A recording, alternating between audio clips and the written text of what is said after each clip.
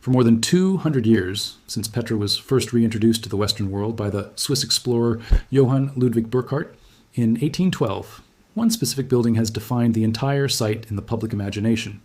The Treasury, or Al-Khazna in Arabic, a soaring, elaborately carved facade rising 40 meters out of solid rose-colored sandstone at the end of the narrow canyon entrance to the ancient city,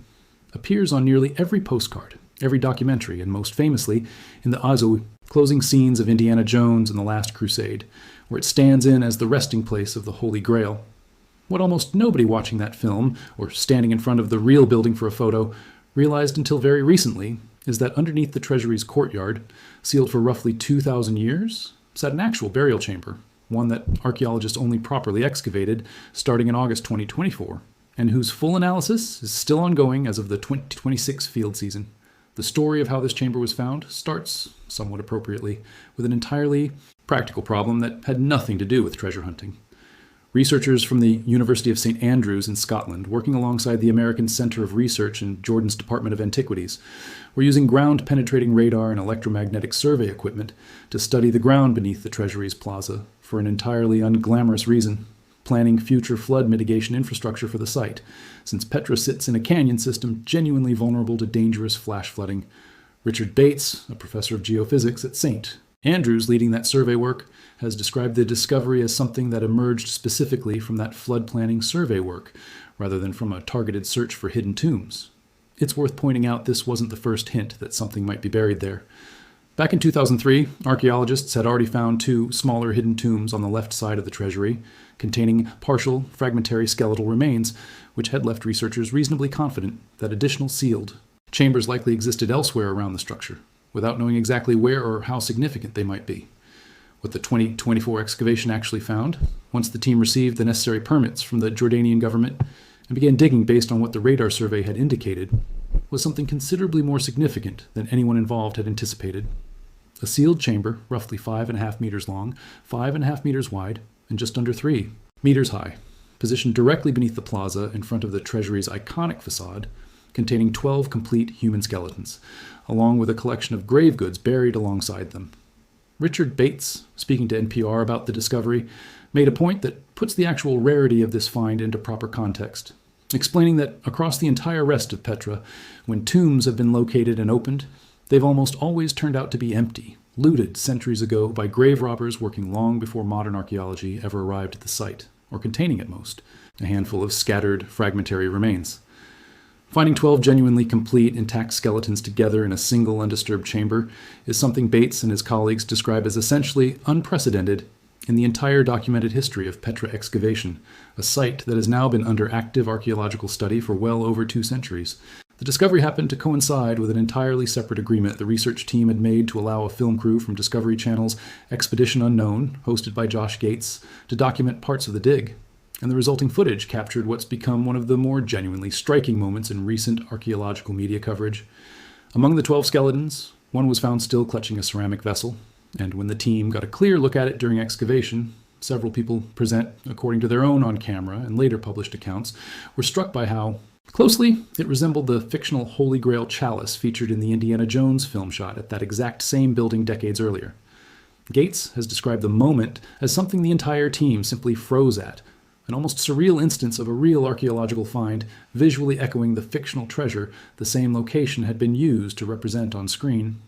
Subsequent detailed laboratory examination of the actual vessel determined it to be the upper portion of a broken ceramic jug, most likely dating to the 1st century BCE, a genuinely valuable and interesting artifact in its own right, even once the more cinematic Holy Grail comparison is set aside as the coincidence it actually is, rather than anything supernatural. Here's where the honest caveats matter, and where archaeologists can't explain what was found genuinely overstates the actual state of the research, because there is a clear, well-supported working explanation for what this chamber is. The site sits within Petra, the capital city of the Nabataeans, an Arab trading civilization that flourished from roughly the 4th century BCE through the 1st century CE, controlling lucrative incense and spice trade routes across the region and carving their most important architectural monuments, including the Treasury, directly into the surrounding sandstone cliffs. The Treasury itself has long been believed by researchers, though its exact original function has never been definitively confirmed through inscription or written record, to have most likely served as a royal mausoleum or tomb complex, and the newly discovered chamber, positioned directly beneath its courtyard and containing multiple complete human burials, dated to the same general Nabataean period, fits naturally and coherently into that existing interpretation rather than overturning or contradicting it.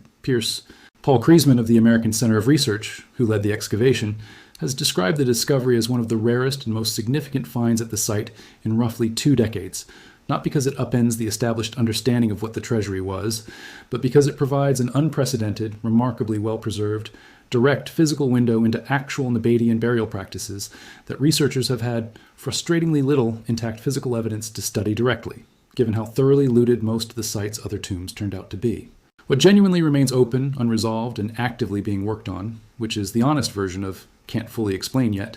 rather than a total mystery, involves several real specific scientific questions the research team has been careful and transparent about not yet having answers to. The precise dating of exactly when this specific chamber was constructed and used is still being narrowed down through detailed analysis of pottery fragments, sediment layers, and other organic material recovered during the excavation. Work Kriesman himself is directly connected to a much bigger open question about Petra generally, namely establishing a firm, physically evidenced construction date for the Treasury itself, something researchers have historically had to estimate through more indirect stylistic and comparative reasoning rather than direct physical dating evidence. As of the most recent reporting, the team is still awaiting official authorization to conduct ancient DNA analysis on the 12 recovered skeletons, testing that could potentially reveal actual biological kinship relationships between the individuals buried together, information that would meaningfully clarify whether this represents a single-family tomb, a burial reserved for a specific social or religious group, or something else entirely, and could also potentially be cross-referenced against other Nabataean skeletal remains previously recovered elsewhere at Petra to build a broader genetic picture of the ancient population. Detailed skeletal and dental analysis of the remains is also still ongoing in a specialized laboratory setting, work that researchers expect will eventually reveal genuine information about the buried individual's lifestyle, health, and diet during their lives, the kind of granular biographical detail that skeletal remains, properly studied, can actually provide about people who left behind no written record of their own. The scale of the surrounding research effort has also expanded considerably since the initial 2024 discovery, reflecting how significant the archaeological community considers this find to be.